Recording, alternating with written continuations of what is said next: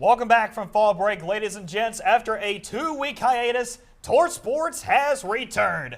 And look at who else has returned here at the desk. Patrick Falcon, Luke Attell, Luke Lamery, and Jeremy Off II here to preview the Tennessee Volunteers' next stretch of games in the SEC. The Arkansas Razorbacks are rolling into Knoxville for the first time since 2015, and we'll get you set on the importance of this game for the Vols coming out of the bye week as the quest for an SEC championship continues. And later on in today's program, another group will be analyzing the current state of SEC football, as well as providing more updates on Lady Volunteers soccer and volleyball squads. I know it's been a while, gentlemen, but we're back in the saddle at long last. Let's get back to it.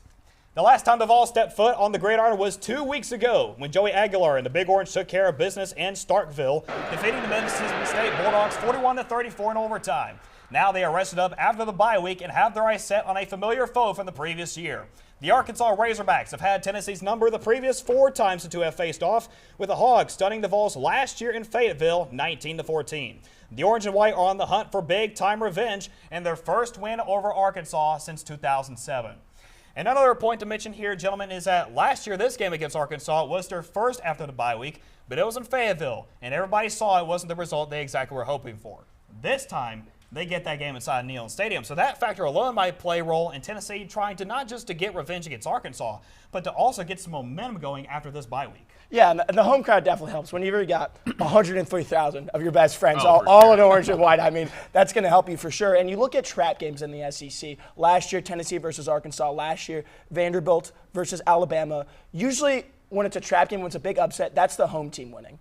And it happened to Tennessee last year. It happened this year to Texas just last week. So how are you going to respond at home? How are you going to respond when you lost this game last year? Are you going to come in fired up? And I think Tennessee will feed off the crowd, feed off their energy that they can't do had the game been in Fayetteville or somewhere else. Yeah, and if you look at Heupel after a bye week, and Heupel in this Tennessee offense after a bye week, he's 4-1 in his time at Tennessee. That one loss coming last year to the Arkansas Razorbacks, unfortunately, but like you mentioned, that was at their place. But if you look at the teams that he's played after bye weeks, number 18 ranked Kentucky in 2021, 45-42 win.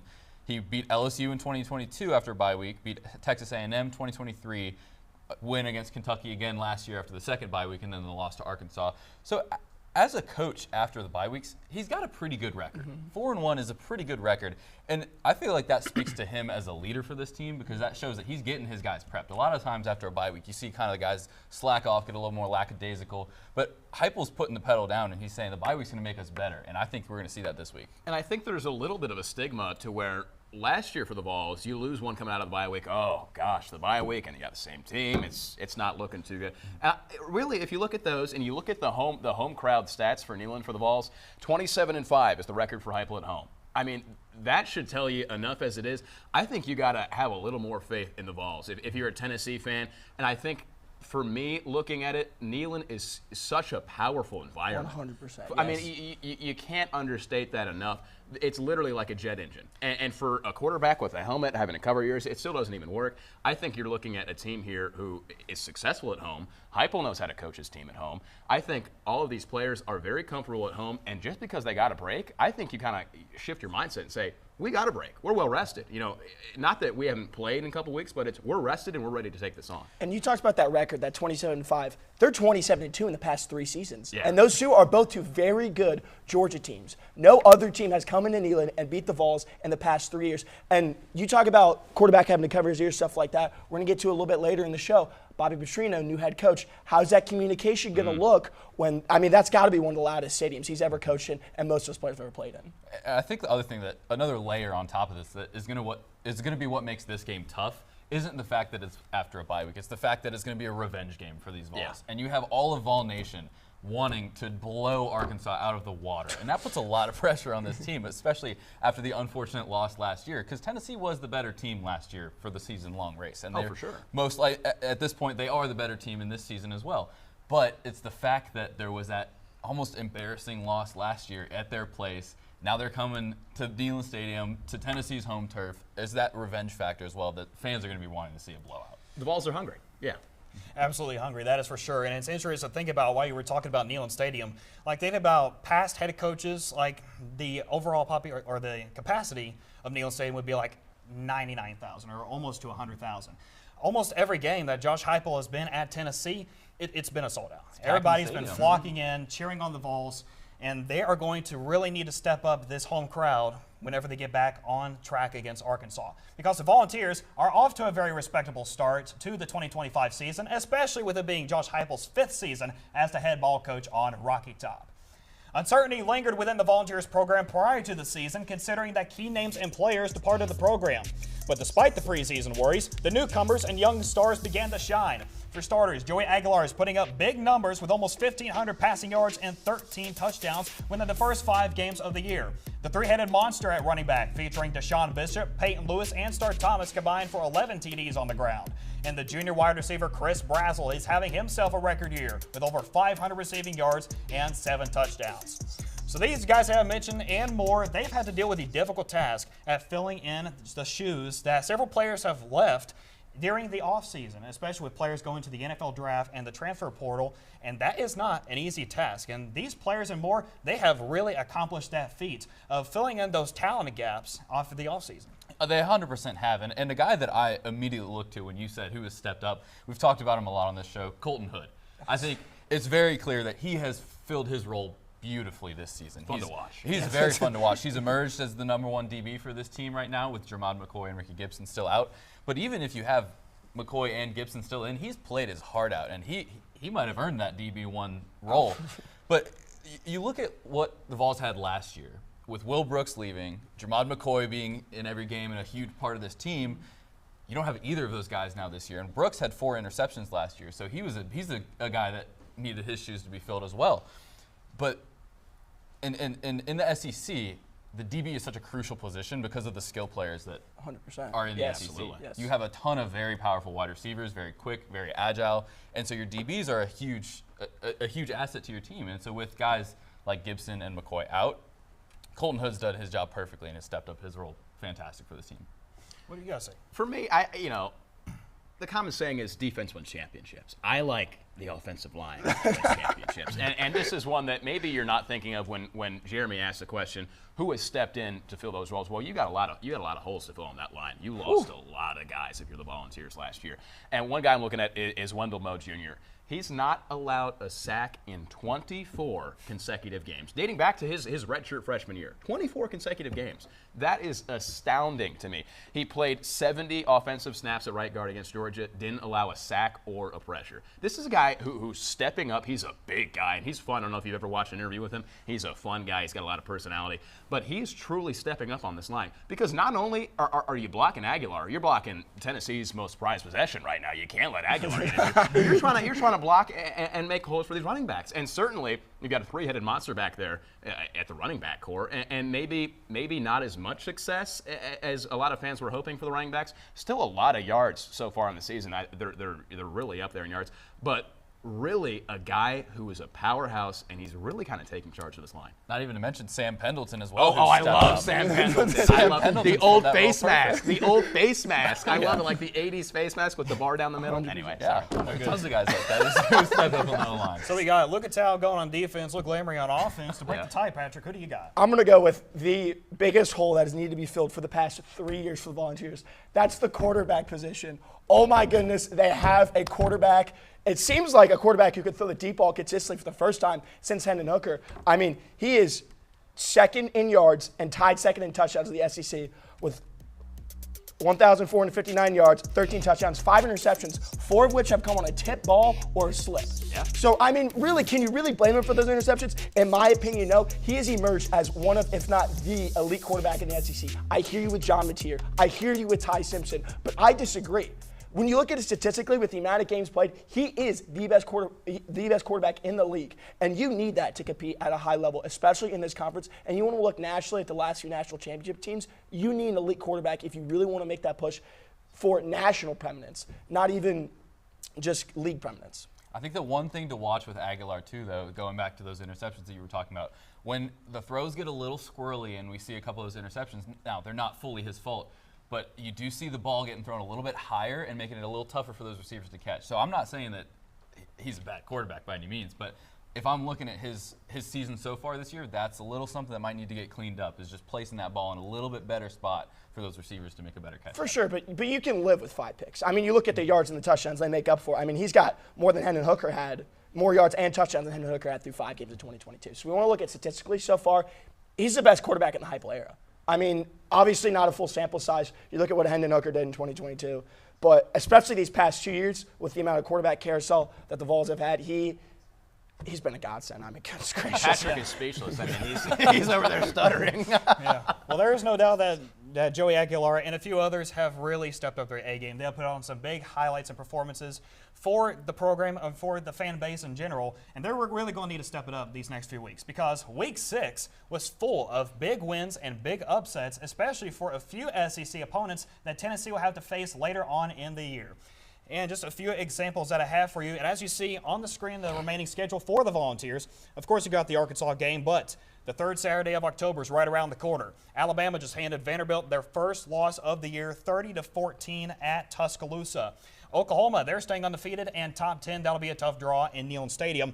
And Florida Gators, y'all better take Florida seriously now, because they just knocked off a top 10 Texas team 29-21 in the Swamp. And also, not to mention, Texas was a preseason AP #1 team in all of college football, and they fell to the Florida Gators straight up. So as you can see from that schedule and the results from last weekend, it is wide open. The SEC competition is wide open, and Tennessee still has some big competition later on the schedule. Yeah, unfortunately, we've been saying this for the past 2 decades, but, I mean, it's Alabama, man. I mean, they're back, and it's unfortunate. We all thought they were gone after Week 1. I think FSU caught them by surprise a little bit, but they've done nothing but respond. Ended Georgia's 33 home game win streak. And you know what? People are saying, oh, they got a trap game. They're going to look down on Vandy this year. I know they upset them last year, but they're still not ready for it. They go out and beat them by 2 scores. And, like, it wasn't even close. You look at the dominance in that game, it did not reflect the scoreboard. They completely controlled the line of scrimmage in both of those games. Ty Simpson is one of the cleanest quarterbacks in college football right now. I believe he has 1 interception on the year, and that came just last week. He's playing at an elite level. And then you look at the receivers, too. I mean, they had 3 legitimate receiving threats in Jeremy Bernard, Ryan Williams, and Isaiah Horton. And right now, with Tennessee's lack of DB depth, I mean, we talked about Colton Hood. We love Colton Hood. But Ty Redmond's still been struggling a little bit. And you don't know if you're going to have Jamal McCoy back for that game. And right now, it's seeming like you need him to stop that Bama passing attack. I'll piggyback off that. I agree with you, Bama, here. These are 2 teams that are firing their pistons. Wham, wham, wham, wham, wham. You know, they're back and forth. 3rd down percentage, you're looking at 2 teams right next to each other in the FBS, 15th and 16th. These are guys that are going to go down to the wire, and Bama and Ty Simpson look very good.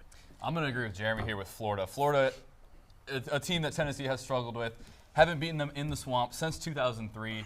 That's a chip on your shoulder. That's going to be a real tough game, especially at the end of the season for the Vols.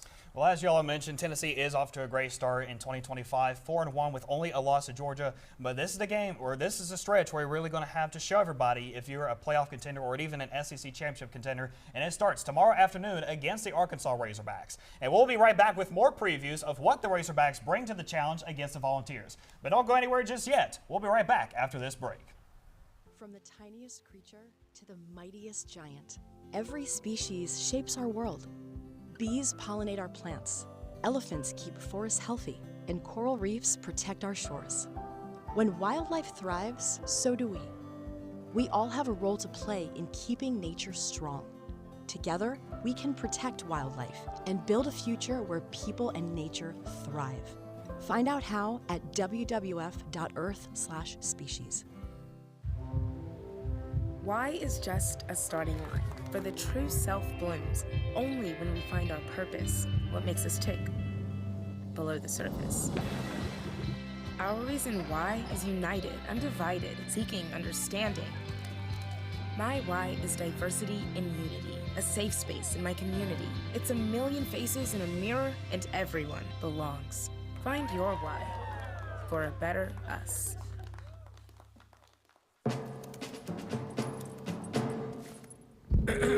Dear humans, I stand here today not for myself, but for every tail wagger, sloppy kisser, and curtain ninja. I stand here for each one of the thousands of dogs and cats killed in shelters each day, asking you to join our cause and help us make sure every best friend has a chance to meet one of their own. With Best Friends Animal Society leading the charge, and your help, we can save them all. We are the Tennessee Volunteers.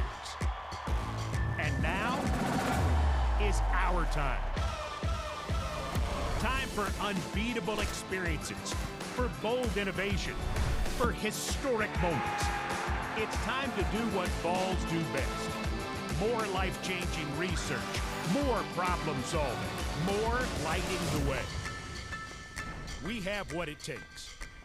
It takes a volunteer. Welcome back to the show, everyone. A big weekend is approaching for the Volunteers as the rematch with the Arkansas Razorbacks kicks off at 4:15 Eastern Time tomorrow afternoon. And several key players are hoping to make that final call. So for more on that, here's your Tort Sports Injury Report brought to you by Max Inez. Thanks, Jeremy. Taking a look at the injury report for the Volunteers, they continue to suffer key losses on both sides of the ball. On the defensive side, Tennessee will be without of their two-star defensive backs, Ricky Gibson III and Jermod McCoy. Gibson is still dealing with an injury to his left arm that he sustained in their season opener against the Syracuse Orange. And Jermod McCoy is still recovering from a torn ACL from an offseason injury in January. On the offensive side, Tennessee has also ruled out wide receiver Radarius Jackson, who suffered a collarbone injury in Week 3 against the Georgia Bulldogs. The Vols have also listed tight end Ethan Davis as questionable with an undisclosed injury. But some great news for Coach Heupel's defense this week, as defensive lineman David Hobbs will make his first appearance this season after missing the first 5 games with a lower body injury. Now taking a look at the injuries for the Razorbacks, they have ruled out a total of 8 players from their roster. 3 notable wide receivers for Arkansas are at the front of their injury report this week, with 2 of them suffering season-ending injuries. Transfer Ismail Cisse, a projected starter for the Razorbacks coming into the season, suffered a weight room injury in the preseason in which he tore several ligaments in his wrist, effectively ending his season before it even got started. Jalen Brown will also miss the remainder of the season as he suffered a broken fibula and tibia in his left leg last week in Arkansas.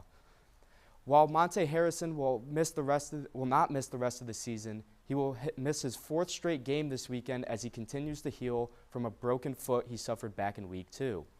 The Razorbacks have also listed defensive back Quintavious Scandrett, running back A.J. Green, tight ends Jeremiah Beck Jr.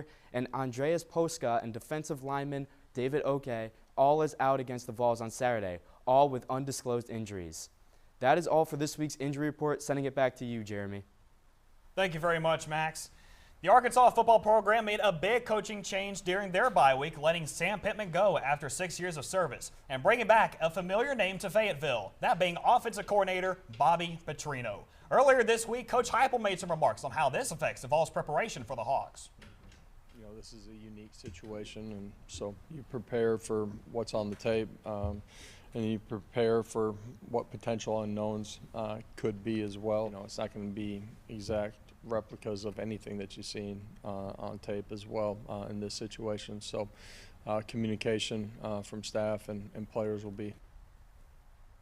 So you heard about Coach Heupel talking about the unknowns of when a situation like this happens. An old coach goes away and a new one comes in. And both coaches, they can have different styles of football, so the players will have to get used to all of that as well.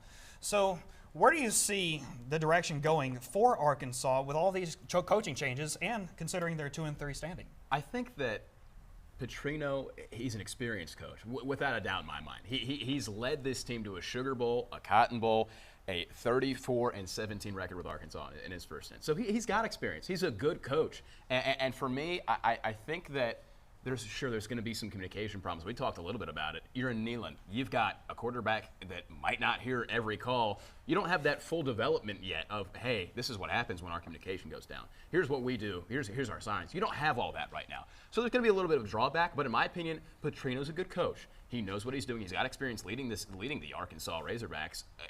They're leading the Arkansas Razorbacks. That's his team. So he knows what they're doing. And to me, I just think that a lot of people are, well, Bobby Petrino's back. He's a good coach and he knows what he's doing. Yeah, I think it could be a nice reset for this program. Arkansas haven't had the season of their dreams so far right now with being 2-3, but it could be a nice reset. Sam Pittman was with the Hawks for a long time, but change should be a good thing, right? And Tennessee fans are hoping it's not, but my mind immediately jumps to what's going on with UCLA. UCLA fires their coach. First game without him, they go out and beat a top 10 team in the country, right? So change is not always a bad thing. And for this Arkansas team, like Heupel said, it's just one more thing that the Vols have to prepare for. And I think Arkansas can have a little confidence going into this game that, they're trying something different because it wasn't working beforehand. And I actually think Bobby Petrino can bring the best out of this Arkansas roster. They're built to have, no pun intended, but like a missile on offense. Like, they are built to be an electric offense, and he's an offensive-minded head coach who's going to keep pushing that. What I think is going to come in, I think it's going to be the miscues that are going to start to slowly go away. Because when you see better head coaching and you see worse head coaching, the miscues can kind of tell you that story. I mean, a fumble inside the 10-yard line cost them the game versus Memphis. Now, is that going to happen as much for Bobby Petrino? I don't think so. And I think you can also see this defense probably taking a step up from what it was before. Well, Luke Lamry touched up on it, that Arkansas has had success with Bobby Petrino in the past. For all you college football fans watching at home that have followed the sport for a while, Arkansas was once contingent for a national championship back in the early 2010s, and a big reason for that was because of the leadership of Bobby Petrino. His 11 wins are tied for the most in Arkansas program history. So, I mean, this is not an unfamiliar face. Bobby Petrino is back in Arkansas, and I'm sure there's a lot of fans that are excited about it. Yeah, absolutely. But this is a different situation as well, and we'll see how Bobby Petrino handles this situation, trying to turn that ship back around in Fayetteville. But now we turn our focus back onto this game tomorrow, which is part of the Tennessee-Arkansas rivalry. They've previously played each other 20 times, and Tennessee does have the overall advantage 13-7. But as I mentioned earlier in this program, the Razorbacks have won the last 4 meetings against the Vols. And every full-time head coach for Tennessee since 2010, they have lost to Arkansas once. So that really brings up the question, what's the hump for this team? Like, what is the monkey that Tennessee's trying to get off their back when it comes to this specific opponent against Arkansas? I think it comes down to a culture thing, and Tennessee, to be honest with you, hasn't had that much of that culture until Josh Heupel pretty much got it there. I think one big test is how do you respond in games that you should win against teams that you usually don't win against? Because, I mean, they've lost the last 4. And Heupel didn't respond last year. How are you going to respond this year? I think that bit of a culture change from Heupel coming in, setting the tone, I think that will show the shift that Tennessee has had in this series versus Arkansas. For me, this is the most complete team I think Tennessee has brought to this Arkansas matchup. And for the matchups that Tennessee has lost, you're looking at Jeremy Pruitt with Jared Garantano, at quarterback. Not, with all due respect, not that competitive of a team. You're also looking at Butch Jones leading the team before that. So my point to say is you've got Josh Heupel leading the realm in this team. You've got Joey Aguilar, who's proven himself thus far in a new team, in a new setup, in a new game plan. You've got a lot of depth. Surprisingly, I keep on bringing the stat up, but there's a lot of new players. 41% of the team at the start of this year, I know you're tired of hearing it, but was brand new. So this team has proved themselves. It's a complete team. There's a lot of depth there, and I think for me, you're placing yourself, if you're Tennessee, in the position you want to be in, again, in this Arkansas rivalry. I think the majority of this battle is just mental. Right? Like we've talked about it on the show. Tennessee has the better team. Statistically, Tennessee is the better football team in this matchup. But having lost to Arkansas last year and having the pressure of having to beat them in your own house now, that takes a toll on your mental. And so this game for me comes down to, yes, it's being played on the football field, but it's really between your 2 ears is where this game is really being played. Is the mentality of all these players and how they're gonna take that into winning this game after having the loss last year. And I think there's a lot of fights there for the Vols. I think there's a lot of animosity, and I think there's more than everyone's talking about. There's a lot of revenge at stake here. I think the Vols are angry in that locker room. I think Heupel's angry. I think there's a lot of animosity in that locker room, and it's going to come out, and it's going to come out quick when the Vols get on that field. Yeah, there's no doubt about that. And the last thing that the Vols can afford to do is to play down to their competition, which has been a curse for the Volunteers in years past. And they'll need to pay attention to Arkansas this weekend because despite them starting 2-0 and then losing 3 straight, the Razorbacks are still putting on some big highlights and big offensive numbers in the SEC. And for more on that, let's send it over to the good friends at the board, Zach Pelfrey and Lucas Reisenweber. Hey, thank you, Jeremy. Now, Arkansas's offense has shown some signs of explosiveness this season, and I say that's all contributed to Taylen Green and his ability to not only cause chaos in the air, but on his feet as well. But I want to take a look at his throwing ability here. First of all, we're going to take a look at the offensive line gives him enough time to make all of his reads, throw the football. Beautiful play altogether from the outside, but I want to take a look at this from Taylen Green's point of view. I want to see what he's seeing behind the snap. Look at this middle linebacker, number 34. Reads the wide receiver, takes him up. Taylen Green notices and throws it perfectly above his head in between 2 cornerbacks. Beautiful play. But later on in the game, you're down 40. They have not been great at the end of a game, even the close games too. They've not executed, whether that's on 3rd down, 4th down, also with the turnovers. Here you're down 40.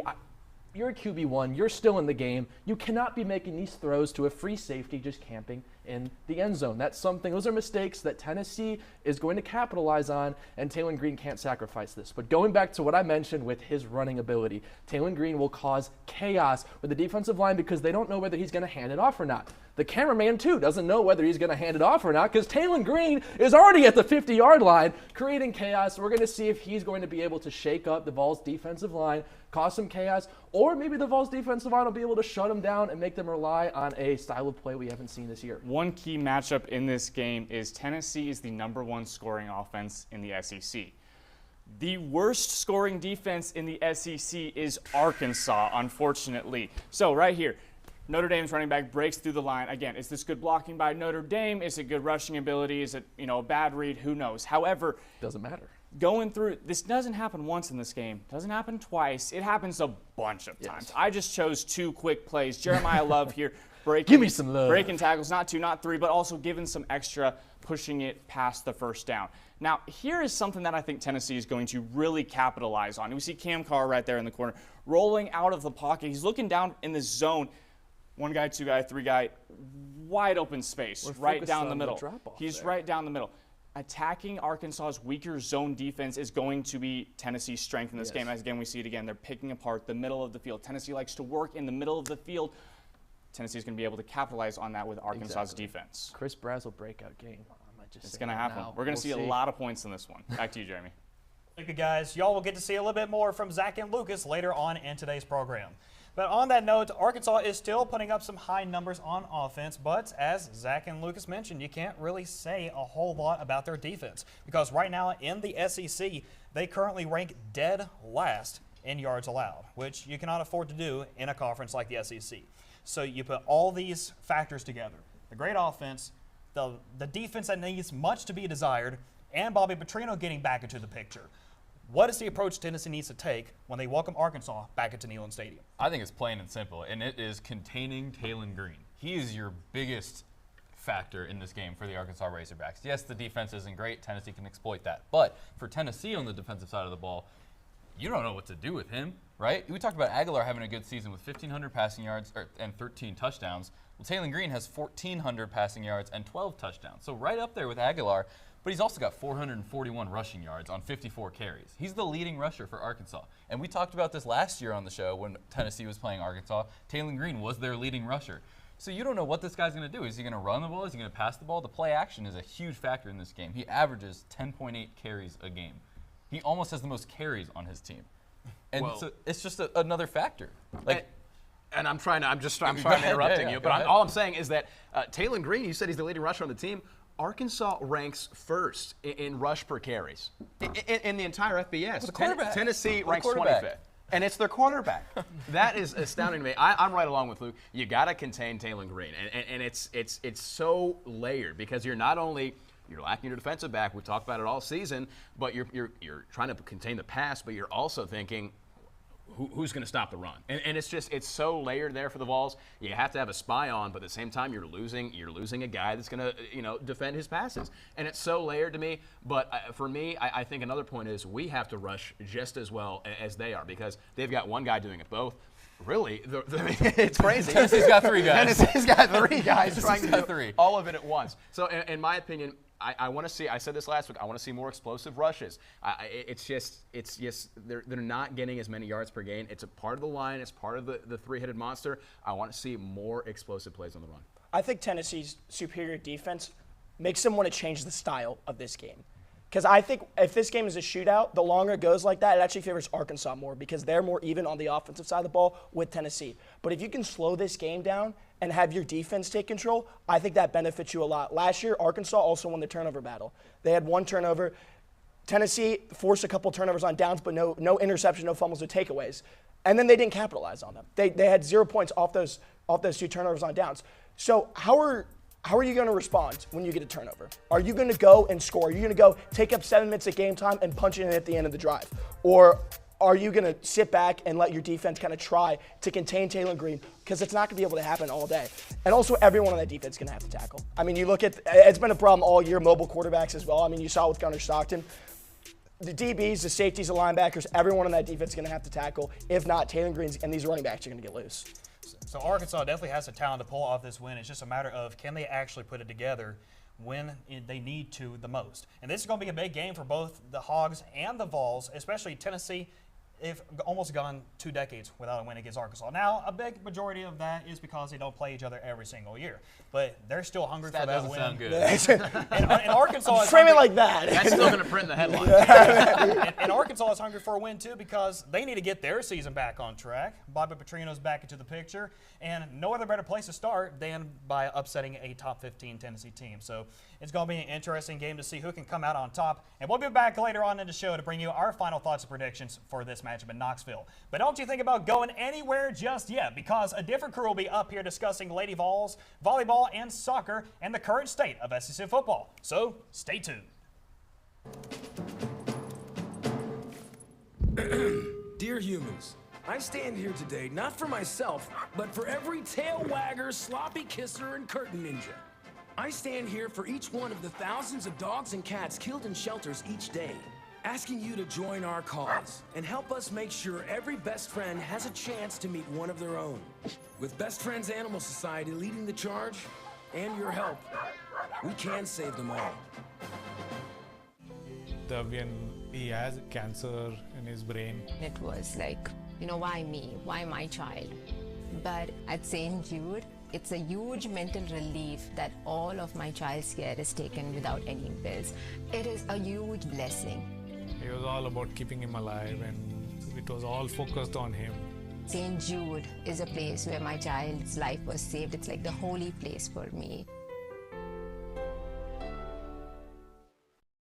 Did you know we waste as much as 40% of all the food we produce globally? Did you also know that each year, millions of acres of wildlife habitat are plowed over, and billions of gallons of water is guzzled up to produce that food? And your wallet is taking a hit too. Americans toss out more than $382 billion worth of food per year. That's a lot of waste. But did you know that there are simple things you can do to help? And spread the word that food should never be trash. Visit us at wwf.earth/foodwaste. We are the Tennessee Volunteers. And now is our time. Time for unbeatable experiences, for bold innovation, for historic moments. It's time to do what Vols do best. More life-changing research, more problem solving, more lighting the way. We have what it takes. It takes a volunteer. Hey everyone, welcome back to Torch Sports. I'm your host, Jordan Smitherman, alongside Jack Glennon, Taylor Langford, and Jay King. There's a lot to get into today as we are in the peak of so many different seasons right now. The SEC football season, Lady Vol volleyball season, and nearing the end of the Lady Vol soccer season. So, it is October, so that means we are in peak SEC football season. So we've decided to set aside some time to discuss how the season is going as a whole as the contenders start to separate themselves from the pretenders. There are currently 9 SEC teams ranked, including number 4 Ole Miss, number 5 Texas A&M, number 6 Oklahoma, number 8 Alabama, number 10 Georgia, number 11 LSU, number 12 Tennessee, number 14 Missouri, and number 20 Vanderbilt. There are also 4 undefeated teams, including Ole Miss, Texas A&M, Oklahoma, and Missouri. So I'm going to ask you guys, who is the most surprising team and who is the most underwhelming team? Jack, let's start with you. Well, look, it's not one of the ranked teams you mentioned, which is absurd, by the way, that there are 9 ranked teams. I'm actually going to pick one of the teams that lost to number 5 Texas A&M this past weekend, and that is going to be the Mississippi State Bulldogs. Yes, I know they have lost 2 straight games. Their 2 losses, though, are a 41-34 overtime thriller against the Tennessee Vols. That was at home, but then they go on the road against Texas A&M. They lose that game. I don't think those losses are things that you need to panic about as a team. Sam Leavitt comes into Mississippi State with the Arizona State Sun Devils. The Bulldogs beat the Sun Devils 24-20. Sam Leavitt doesn't even throw 100 yards. He throws 2 interceptions. And the quarterback play for Mississippi State has been pretty solid. I mean, Blake Shapen, 1,200 yards, 9 touchdowns. But for disappointing, I'm going to have to go with South Carolina. And this is disappointing for me to say this because I came in with such high expectations. The Norris Sellers, the receivers, Nick Harbor, they looked so promising.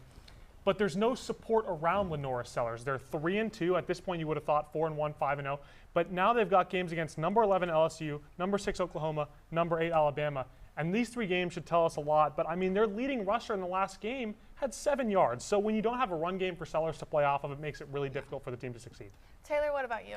Well, I'm going to bounce off you as most underwhelming. South Carolina for me was it. I mean, they won the final 6 regular season games last year, lost in the Cheez-It Bowl. But then this year, they had high hopes. Number 13 preseason ranked Lenore Sellers, of course, was in Heisman candidate range. And they just haven't looked good this year. The gauntlet of a schedule they have coming up does not help them. Sellers is still playing good, but their inability to close out a game is what's struggling. They rank in the bottom half of red zone scoring at 84.62 conversion rate and a 58% touchdown rank, which is ranked 92nd nationally. Now, my most surprising team, I'm going with the Ole Miss Rebels. Look, they lost a lot of offensive weapons. Jackson Dart, Trey Harris, Caden Prieskorn. I wrote them off early, along with what a lot of other people did. Austin Simmons got hurt earlier in the year, and then Trinidad Chambliss comes in. Their second string, transfer from Ferris State.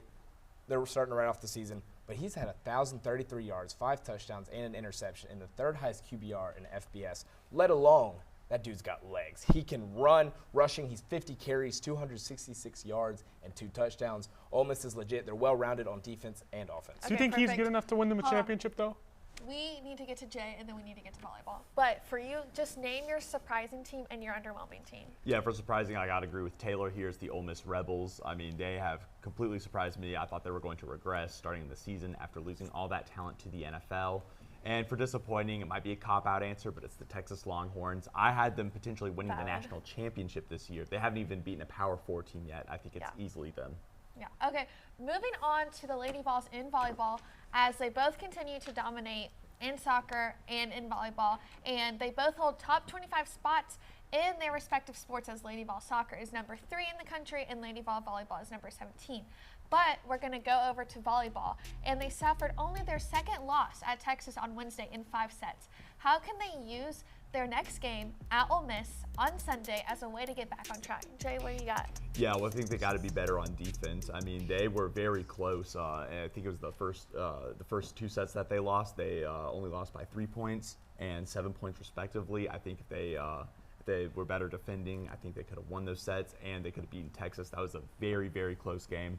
And Ole Miss is really the perfect bounce-back game. They're 9-6 on the season. They've had no trouble with teams like them so far, so I think they're going to be a good win. I agree. I really don't think there's anything to bounce back from. I think the Lady Vols played their best game they have this season. Granted, they struggled defensively. They let Pitt transfer Tori Stafford have 30 kills on her own.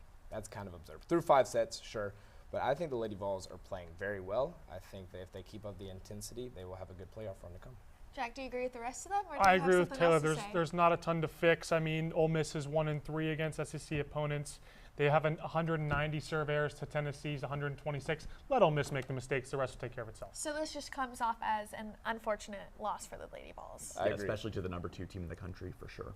Okay, nice. So there are 3 games left for the Lady Vols soccer team this season, and they play, I think it's home versus Florida, at Vanderbilt, and home versus Alabama. And they've had an impressive record of 11-1 and are undefeated at home this season, while also looking to make a substantial run in the postseason. Can the Lady Vols win out and go into the postseason with only 1 loss?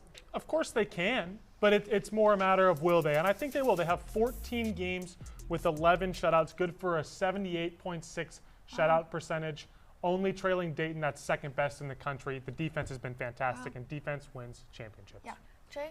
I think 100%, and the person you have to trust here is Caden Norris, and she has been very, very easy to trust. After the 3-goal given up to Mississippi State in that loss, she's only gave up 4 she's only given up 2 goals for the rest of the season, and they scored 4 goals versus the game at Ole Miss last. I think that if they played the way that they have been doing, I think they're going to be an easy 1-loss team in the tournament. Taylor? Well, the offense has to get more aggressive. It showed last night against Oklahoma the reason they ended up in a stalemate.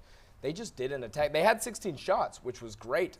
Shots weren't falling, and they just didn't attack like they should. OU doesn't have an impressive defense, and they just weren't able to capitalize on that. You have to get the offensive going. Like y'all talked about the defense, it's fantastic, one of the best in the country. offense has to get the ball rolling. True. And that is all we're going to have for you today on Torch Sports for this segment, and then we can catch you back for the next segment when the boys come back to the desk.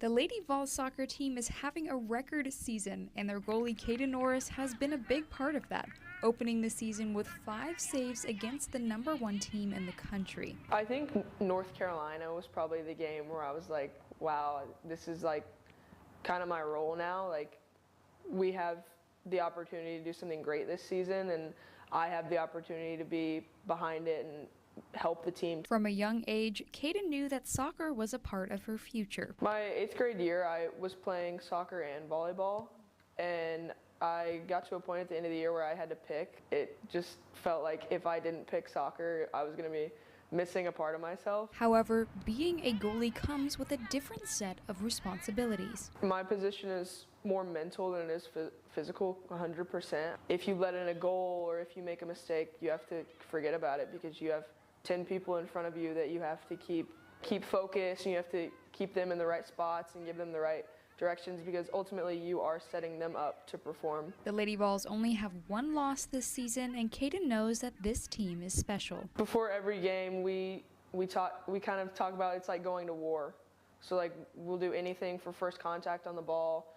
Our back line, our defense, the back 6, we'll do anything for a shutout. The biggest thing that I want to remember from this season is just being together with everybody. If we get a ring with that, that's going to be awesome, which we can definitely do. Reporting from the Regal Soccer Stadium, I'm Sophie Starkey, the Volunteer Channel.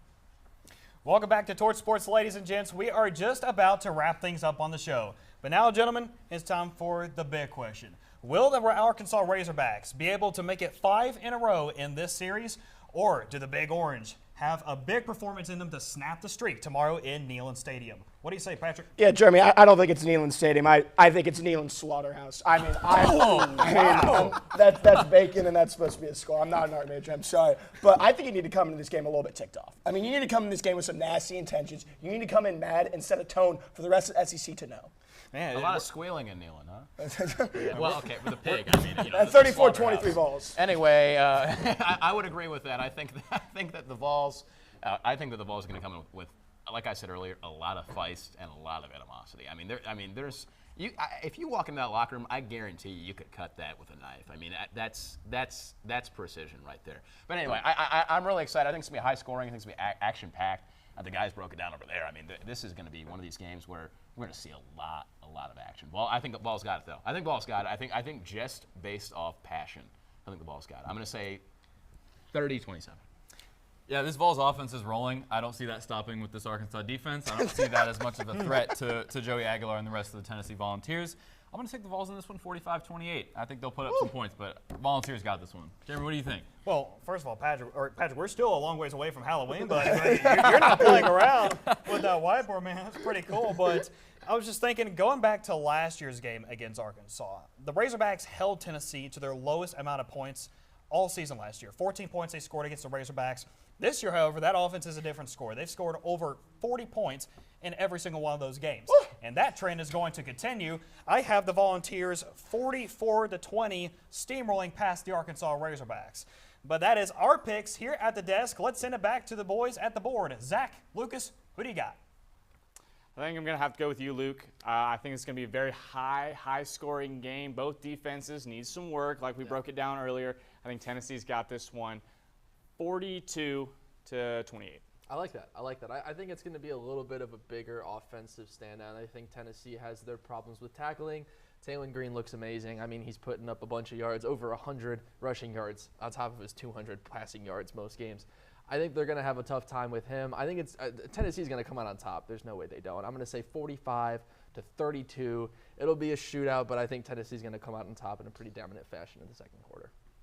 Thank you very much, Zach and Lucas. One thing is for sure, that Neyland Stadium crowd is going to be welcoming Arkansas back with vengeance on their mind. Bacon for dinner. A big game against the Arkansas Razorbacks, and can't wait to see how it turns out. But quite like the Volunteers, it is great to be back after a week of rest, and we're glad that all of you could be back here with us today for another spectacular edition of Torch Sports. Stay with the crew next week as the football season develops, and the Torch Sports media team was going to keep giving you some great media coverage on all sports, Vols and Lady Vols across campus. Make sure you give Instagram and TikTok a follow at Torch Sports UTK and X at Torch Sports _UTK, so don't miss out on any of the excitement. But that is all we have for you today. For Patrick Falcon, Luke Attal, Luke Lamry, and everybody else here at TVC, I'm Jeremy Dobbs II saying have an awesome weekend. Enjoy the game tomorrow, and ladies and gents, that was Torch Sports.